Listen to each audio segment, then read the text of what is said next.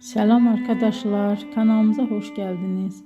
Bugün sizlere Türkiye'nin en tanınmış genç oyuncularından biri olan Hande Erçel'in hayat hikayesinden bahsedeceğim. Hande Erçel 24 Kasım 1993 tarihinde Türkiye'nin Balıkesir iline bağlı Bandırma şehrinde dünyaya geldi. Küçük yaşlarından itibaren sanatla ilgileniyordu ve yaratıcı alanlara karşı büyük bir merakı vardı. Daha sonra İstanbul'da Mimar Sinan Güzel Sanatlar Üniversitesi'nde eğitim aldı. Ama onun hayatında ilk adım oyunculuk değildi.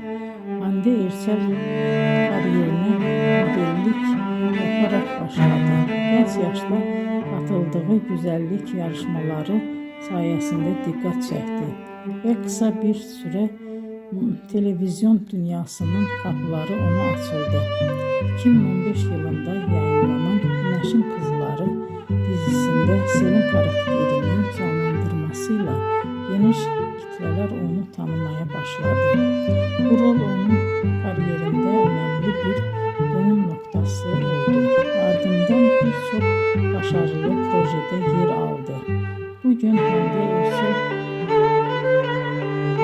sadece Türkiye'de değil,